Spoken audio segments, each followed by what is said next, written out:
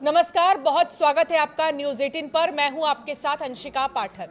सोने और चांदी की कीमतों में लगातार उतार चढ़ाव देखने को मिल रहा है, लेकिन सवाल यह है कि क्या सोना अब खरीदना सही होगा? क्या आज के दिन सोना खरीदना या चांदी खरीदना आपके लिए जो है फायदेमंद होगा?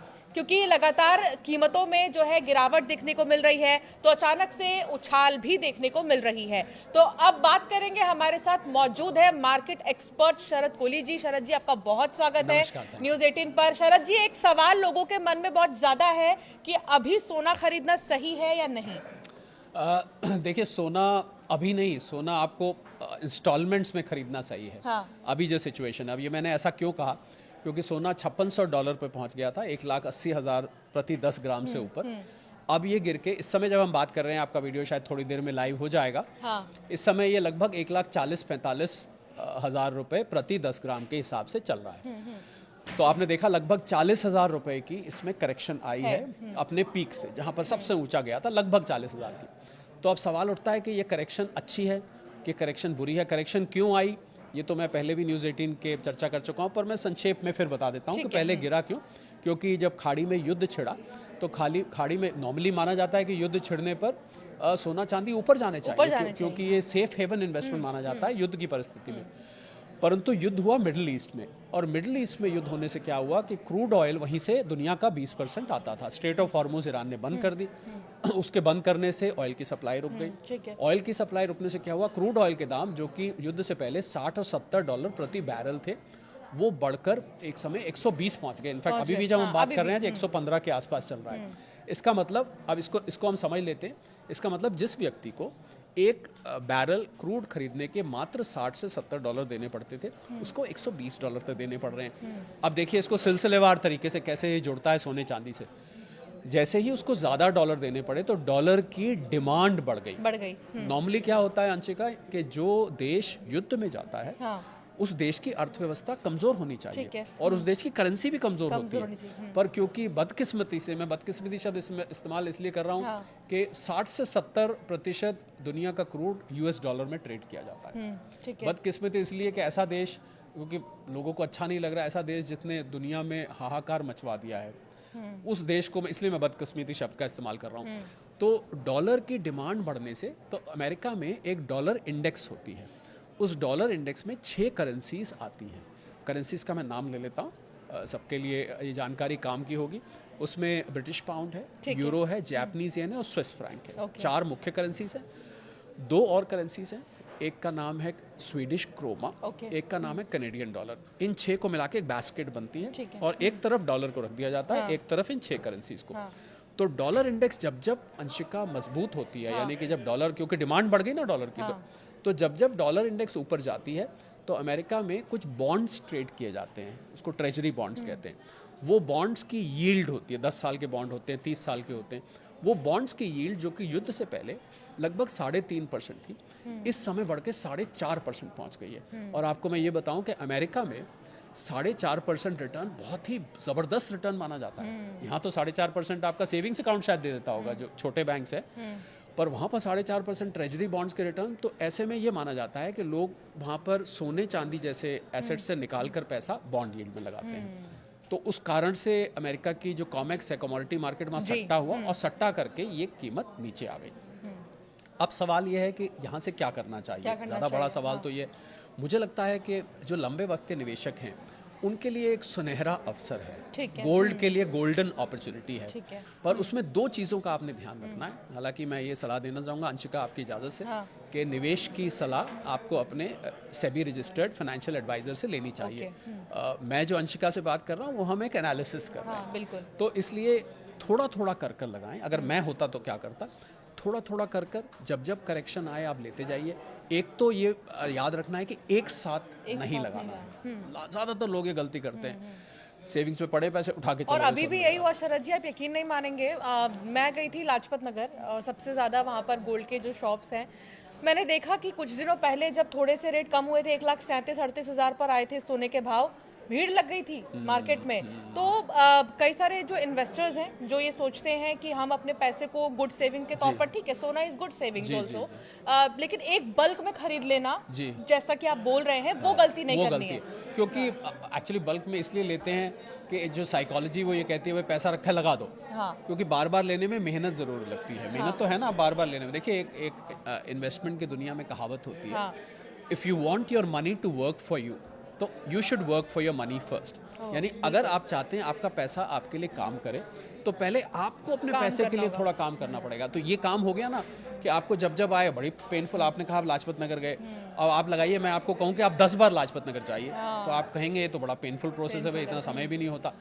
परंतु इन्वेस्टमेंट में ऐसा करना पड़ता है। तो पहला, एक साथ नहीं लगाना है। दूसरा, लंबे वक्त के लिए लगाना है। होता क्या अंशिका कि लोग आते हैं निवेशक बनकर और ट्रेडर बन के चले जाते हैं। यानी कि लिया था 5 साल के लिए, सोच के लिया था चलो भाई अब 5 साल पैसा इसमें लगा दें, और जैसे ही थोड़ी बहुत कीमत ऊपर नीचे होती है, नीचे गई तो हड़बड़ाहट में बेच दिया, ऊपर हुई तो थोड़ा सा मुनाफा लेके बेच दिया। तो 2 बातों का ध्यान रखना है, लंबे वक्त के लिए लेना है और थोड़ा थोड़ा करके लेना है। और मैं आपको बता रहा हूँ कि अगर आप इसको 2 से 5 साल तक लेके रखेंगे आपको ये बहुत अच्छा क्योंकि रिटर्न देगा, क्योंकि ये एक शॉर्ट टर्म इवेंट है, एक असाधारण परिस्थिति है, असाधारण घटना घट रही है। तो मुझे लगता है लंबे वक्त के जैसे ही गोल्ड सिल्वर की मार्केट इसको भुलाना शुरू करेगी, क्रूड ऑयल को और जो क्रूड ऑयल बॉन्ड यील्ड को जिनका मैंने जिक्र किया, डॉलर इंडेक्स को, वहीं से आपको सोना चांदी ऊपर जाता शरद जी, जो दर्शक हमें सुन रहे हैं आज, उनके लिए आसान भाषा में अगर हम उन्हें समझाना चाहें, जैसे मेरे पास 5 लाख है जी, फॉर एग्जाम्पल मेरे पास 5 लाख है और मैं उसको सोने में इन्वेस्ट करना चाहती हूँ कि मेरे पास उतना सोना रहे 5 लाख में, जिससे कि फ्यूचर में वो अगर उसके रेट बढ़े तो भी मुझे फायदा हो, तो उसको मैं कैसे बांट सकती हूँ उस 5 लाख को? सोने में कहाँ कहाँ इन्वेस्ट किया जा सकता है? मतलब आप खाली सोने में करना चाहती हैं 5 लाख को? सोने में, ज्वेलरी, देखिए ज्वेलरी में तो अंशिका सारा पैसा नहीं लगाना चाहिए। आई थिंक सोने की जो ऑर्नामेंटल वैल्यू है, यानी कि एक महिला जो सोना पहनती है, पुरुष भी बहुत पहनते हैं, तो उसको और निवेश को अलग कर देना चाहिए। ठीक है, पहले तो ये ध्यान रखिए, क्योंकि अगर आप ज्वेलरी में निवेश के लिए लगाएंगे तो आपसे ज्वेलर मेकिंग चार्जेस ले लेगा, बिल्कुल, और उसमें जिसको हम गांव की भाषा में खोट कहते हैं, उसमें इम्प्योरिटीज़ भी होंगी, तो वो आपको फिर पूरा प्रॉफिट आप उसका वसूल नहीं कर पाएंगे। तो इसलिए आपको लगाना चाहिए, या तो अगर आपके पास रखने की जगह है तो 24 कैरेट के कॉइन्स और जो बार्स होते हैं वो लेने चाहिए, पर उसके लिए आपके पास रखने की जगह अच्छी होनी चाहिए। और जो लोग, बाय द वे मैं यहाँ बताना चाहूँगा, जो लोग लॉकर में रखते हैं, बैंक के लॉकर में, बहुत सारे लॉकर्स के टूटने के समाचार मिलते रहते हैं समय समय पर। अभी रिसेंटली अभी आया था एक लॉकर का। और मैं ये भी बता दूं कि लॉकर में आपका जो इंश्योरेंस है, यानी कि अगर लॉकर में कल को कुछ हो जाता है तो जितना आप लॉकर का किराया देते हैं, मान लीजिए आपका लॉकर का किराया साल का 2,000 रुपये है, तो उससे 100 गुना इंश्योरेंस है। यानी कि 2,000 के बदले में 2 लाख रुपए ही आपको मात्र मिलेंगे। मान लीजिए आपका सोना ज़्यादा रखा है तो वो आपको नहीं मिलेगा। तो इसलिए locker is not a very good idea, ये मैं कहना चाहूँगा। तो अगर आपके पास रखने की जगह सुरक्षित है तो सबसे अच्छा तो बार्स और कॉइन्स है, ठीक है। पर अगर आपके पास सुरक्षित जगह नहीं है तो ETF, जिसको एक्सचेंज ट्रेडेड फंड कहते हैं, उनमें आप लगाइए। बहुत सारे, और वो मार्केट में ट्रेड होते हैं, कभी भी आप खरीद सकते हैं, कभी बेच सकते हैं। सबसे सेफ वही एक रास्ता निकल कर आया है। और इनकी कीमतें भी मैं यहाँ बता दूँ, इनकी कीमतें भी जो सोना चांदी की कीमत आप ऑनलाइन देखते हैं वैसे ही चलती हैं। ऐसा नहीं कि ये कहीं और जाते हैं और फिजिकल गोल्ड कहीं और जाता है। तो इसलिए ज्वेलरी के लिए मैं दोहराना चाहूँगा, हालांकि पहले भी मैंने, मुझे याद है, न्यूज़ 18 के बहुत सारे प्लेटफॉर्म पर ये बात बोली कि आपको ज्वेलरी में निवेश नहीं करना चाहिए। निवेश को और ज्वेलरी को अलग कर दिए। इसीलिए अंशिका, ज्वेलरी की जो कम कैरेटेज है वो पॉपुलर होती जा रही है, क्योंकि जो लोगों को मान लीजिए शादी ब्याह में पहनना है, मान लीजिए आपको कहीं पहना, हालांकि मुझे कुछ कमेंट्स पढ़ने को मिले, कुछ लोगों ने कहा अगर हम कम कैरेट का सोना खरीदते हैं तो उसमें तो पीलापन कम होता है, उसमें उतनी चमक नहीं होती, उसमें वो जो गोल्ड वाली बात होती है वो नहीं दिखाई देती। अब वो उसमें बहुत सारे ज्वेलर्स ने अब क्या किया है कि उस पर फिर सोने का पानी चढ़ाना शुरू किया है, यानी कम कैरेट का लेके पानी वैसा ही चढ़ा दिया जिससे देखने में वैसा ही लगता है। तो वो एक I think that is a decorative item, उसको आप रखिए। तो ज्वेलरी और निवेश को अलग अलग करते हैं। एक सवाल ये, जब आपने मेकिंग चार्जेस का जिक्र किया तो मेरे मन में सवाल ये आया कि जब हम बड़े ब्रांड्स में जाते हैं तो मेकिंग चार्जेस बहुत ज़्यादा होते हैं, जब हम अपने लोकल सोनार के पास जाते हैं तो उनके मेकिंग चार्जेस कम होते हैं। सवाल ये है कि जब चीज़ एक ही है तो फिर मेकिंग चार्जेस में डिफरेंस। बहुत अच्छा आपने सवाल पूछा। जब आप बड़े ब्रांड के पास जाके ये बात बोलेंगे ना, तो मालूम है आपको क्या जवाब देंगे? वो कहेंगे कि हमारे यहाँ एक तो उनकी वैसे भी क्योंकि कंपनी बड़ी होती है कि हमारे यहाँ कॉस्ट ऑफ प्रोडक्शन ज़्यादा है, हम लोग प्रोफेशनल्स को रखते हैं, हमारी सुविधाएं बेटर हैं। दूसरी आपको ये बात बोलेंगे कि हमारे यहाँ प्योरिटी की गारंटी है, तो इसलिए हम मेकिंग चार्जेस फालतू लेते हैं, पर कम से कम आपको जो चीज़ दे रहे हैं वो बिल्कुल शुद्ध है। अब आप जब छोटे ज्वेलर के यहाँ जाएंगे तो वो आपको बोलेगा कि हमारे मेकिंग चार्जेस कम है, पर हम आपको सस्ता पड़ेगा यहाँ से। पर आपको उसमें चेक क्या करना है, आपको उसमें खोट चेक करना। और आजकल मैं बताना चाहूँगा सभी फॉलोअर्स, व्यूअर्स, सब्सक्राइबर्स को कि आजकल एक कैरेटोमीटर आ गया है। तो कैरेटोमीटर अगर आप कहीं से कर लें, उनको बोलिए ज्वेलर को कि मुझे आप इसको कैरेटोमीटर में डाल के दिखाइए कि इसमें कितनी खोट है। अगर आप खोट चेक कर लेते हैं तो छोटे ज्वेलर के पास जाने में कोई हर्ज नहीं है, क्योंकि आप ठगे ना जाएं। ये आपको देखना है, क्योंकि होता क्या है, क्योंकि शरद जी मुझे लगता है 24 कैरेट 22 कैरेट का जो प्राइस है वो ब्रांड्स में भी उतना ही है और लोकल सुनार के पास भी उतना ही है, लेकिन मेकिंग चार्जेस से इंसान मार खा जाता है। जी हाँ, देखिए जो कीमत होती है अंशिका, वो जितनी भी ज्वेलर की कम्युनिटी है उसमें सुबह इनका ग्रुप बना हुआ है, उसमें सुबह कीमत खोल दी जाती है। तो कीमत तो सबको वही रखनी पड़ती है, पर फर्क पड़ता है मेकिंग चार्जेस में और खोट में। तो मुझे लग रहा है कि इम्प्योरिटी जो है वो आपको ज्वेलरी लेते टाइम किसी भी तरह, आजकल कैरेटोमीटर आया है, वो इलेक्ट्रॉनिक है, आप उसमें अंदर रखिए और वो तुरंत आपको बता देता है कि कितने कैरेट की है, यानी कितने कैरेट की मतलब इसमें कितना खोट मिला हुआ है। और इम्प्योरिटी मैं बता दूं लोगों को, जो लोग जानना चाहते हैं, कि सोने को जेवर बनाते टाइम उसमें दूसरे मेटल्स मिलाए जाते हैं, सस्ते मेटल्स, जिससे कि, और मैं ये भी बता दूं साथ में कि 24 कैरेट सोने की ज्वेलरी नहीं बन सकती। कोई अगर आपको ये कह रहा है कि जी बिल्कुल 24 कैरेट गोल्ड है, उसकी ज्वेलरी नहीं बन सकती, एक अंग्रेजी में शब्द होता है उसको मैलिएबिलिटी बोलते हैं। वो अगर आप 24 कैरेट की ज्वेलरी बनाएंगे तो मुड़ जाएगा। कुछ भी आप बनाएं, कंगन बनाएं, आप हार बनवाएं, आप कुछ भी बनाएंगे, वो बिल्कुल मुड़ जाएगा, वो टिकेगा नहीं। तो सबसे शुद्ध जो ज्वेलरी के लिए गोल्ड होता है वो 22 कैरेट से ऊपर हो ही नहीं सकता। तो अगर आपको कोई ज्वेलरी 22 कैरेट से ऊपर की कह के दे रहा है कि ज्वेलरी भी है और 24 कैरेट की है, तो आप इस बात को सिरे से खारिज कर सकते हैं। तो इसलिए ज्वेलरी, और आपने देखा होगा जब से गोल्ड महंगा हुआ तो शादी ब्याहों में लोगों को दिक्कत आ गई कि भाई तो हमारा बजट सारा अपसेट हो गया, तो लोगों ने 20 कैरेट 18 कैरेट 9 कैरेट तक की ज्वेलरी लेनी शुरू कर दी। चर्चा भी 9 कैरेट की बहुत ज्यादा हो रही है, उस पर भी हम बात करने ही वाले थे। 9 कैरेट को आप कितना सही मान रहे हैं इन्वेस्टमेंट के पर्पज से? छोटे लोग जो गांव के लोग हैं बहुत ज्यादा, वो चाहते हैं कि अपना पैसा थोड़ा सा हम पैसे के उस रूप में नहीं, सोने के रूप में हम कहीं उसको सेव करके रखें चीजों को। एक डर लोगों के अंदर आ गया डिमोनेटाइजेशन के बाद से कि अगर गुल्लक में पैसे रखे रहेंगे तो पता चला कि ये नोट बंद हो गया, और फिर ये डर रहता है मन में। तो अब लोग जो है छोटे कैरेट्स का इस्तेमाल करने लगे, 9 कैरेट और ऐसे 18 कैरेट तो है ही, उसको आप लेकर देखिए, अगर आप मान लीजिए आप 1 लाख रुपए निवेश करना चाहते हैं और आप कह रहे हैं कि मैं 9 कैरेट की ज्वेलरी ले आऊं, तो मैं नहीं सलाह दूंगा। क्यों नहीं सलाह दूंगा? क्योंकि आपको पहले तो ये कैसे आप पता लगाएंगे कि वो 9 कैरेट की है। दूसरा, जब आप उसको बेचने जाएंगे तो आपको उसके पैसे इतने कट जाएंगे कि हो सकता है वो 9 कैरेट से भी ज़्यादा का आपका नुकसान हो जाए। तो उसी 1 लाख रुपए को आप 24 कैरेट का लीजिए, कोई सामान लीजिए, भले ही वो थोड़ा आएगा पर लीजिए आप 24 कैरेट का। तो 9 कैरेट की ज्वेलरी, वैसे मैं अंशिका बताना चाहूँगा, ज़्यादातर मैंने महिलाओं को देखा कि वो उसको पहनने के लिए इस्तेमाल कर रही हैं। और जैसा मैंने कहा कि बहुत लोगों ने कमेंट किया कि वो फीकी फीकी सी लगती है, वो गोल्ड लगता ही नहीं है, तो उस पर आजकल पानी लगा के उसको करा जा रहा है जिससे कि बिल्कुल देखने में गोल्ड लगे। आपने पहना, उसको अंदर रख दिया। आई थिंक पहनने ओढ़ने के लिए जो चीज़ है वो अलग है, निवेश के लिए जो आप कह रहे हैं, जो गांव के लोग हैं वो कह रहे हैं, तो 9 कैरेट की ज्वेलरी में भी निवेश नहीं करना चाहिए। 9 कैरेट की ज्वेलरी तो आप ज्वेलरी के लिए ही इस्तेमाल करिए। और मैं तो अंशिका एक बात और कहता हूँ कि 9 कैरेट की ज्वेलरी भी क्या पहननी, अगर आप पहनी है तो फिर तो आप आर्टिफिशियली पहन लीजिए, और आप जो 9 कैरेट को उसको बचा के आप एक तरफ आप प्योर गोल्ड में पैसा लगाइए। जी, अलग अलग शहरों में अलग अलग कीमतें होती हैं सोने और चांदी दोनों की, ऐसा क्यों?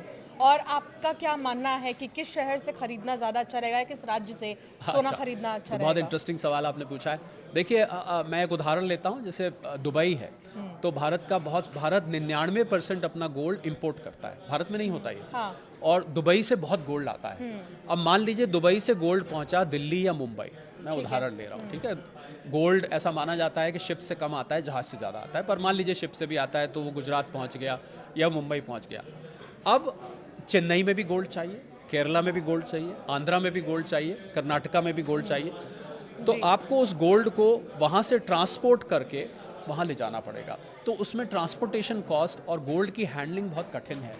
गोल्ड को तो संभाल के रखना बहुत कठिन है, आपको पता है, गोल्ड को रास्ते में चोरी ना हो जाए और उसको जो ट्रांसपोर्टर उसको लेके जा रहा है वो सेफ्टी से ले जाए, तो उसमें ट्रांसपोर्टेशन और हैंडलिंग कॉस्ट जुड़ जाती है। इसलिए आपको अलग अलग शहरों में गोल्ड के रेट अलग अलग दिखाई देते हैं। मुझसे किसी ने सवाल पूछा, क्या हम दिल्ली से गोल्ड खरीद के चेन्नई में भेज दें, क्योंकि चेन्नई में बहुत महंगा है। तो मैंने कहा आप भी तो उसको उठाकर ले जाएंगे। तो वो तो वही बात तो एक ही पड़ गई, आप भी उठा के, आपकी भी तो कॉस्ट आएगी। तो इसलिए आपको अलग अलग शहरों में रेट अलग अलग दिखाई देता है। पर मुझे लग रहा है जैसे किसी ने चेन्नई में ही खरीदा और चेन्नई में ही बेचा तो एक ही बात है। और किसी ने किस राज्य से लेना ज्यादा फायदेमंद होगा? देखिए, सबसे सस्ता गोल्ड तो मुझे दिल्ली और उसके आसपास दिखाई देता है।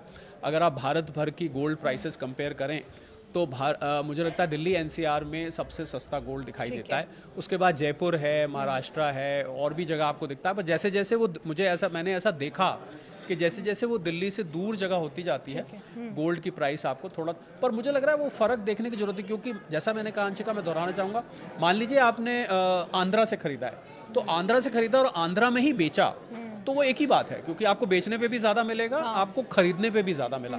तो इसलिए हाँ, अगर आप आंध्रा का लिया गोल्ड दिल्ली में आके बेच रहे हैं फिर आपको नुकसान हो जाएगा, क्योंकि आपने तो मैं सलाह ये दूंगा कि जिस राज्य से आपने खरीदा है उसी राज्य में बेचिए इसको। मान लीजिए कई दफ़े आप होते हैं ना, ट्रेन से या प्लेन से गए, आप रख के ले गए, चलो वहाँ बेच देंगे, वो फिर आपको उसको हम आर्बिट्राज कहते हैं, वो आपको आर्बिट्रेज का नुकसान है। शरद जी, किस महीने में सोना खरीदना सही रहेगा या चांदी खरीदना सही रहेगा?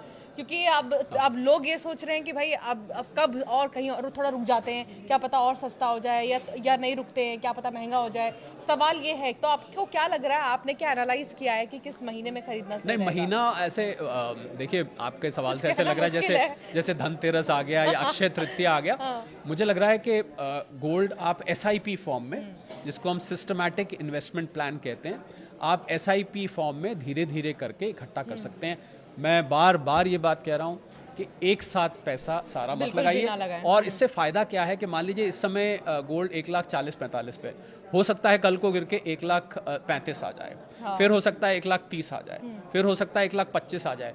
तो अब मान लीजिए आपने 5 किस्तों में खरीदा, तो आपने 1,45 पे लिया, 1,35 पे लिया, 1,30 पे लिया, 1,25 पे लिया, तो आप देख रहे हैं क्या इसके पीछे लॉजिक है। तो आपकी एवरेज कॉस्ट ऑफ परचेज कम हो जाएगी। और आपने सारा 145 पे ले लिया, 1,45,000 पे, कल को गिर के अगर 1,30 आ गया तो आप कहेंगे मैं तो घाटे में आ गई। तो इसलिए आप SIP, इसको हम सिस्टमैटिक इन्वेस्टमेंट प्लान कहते हैं, धीरे धीरे करके लीजिए। और ज़रूरी बात, बार बार मैं याद दिला रहा हूँ, लंबे वक्त के लिए लीजिए। बिल्कुल।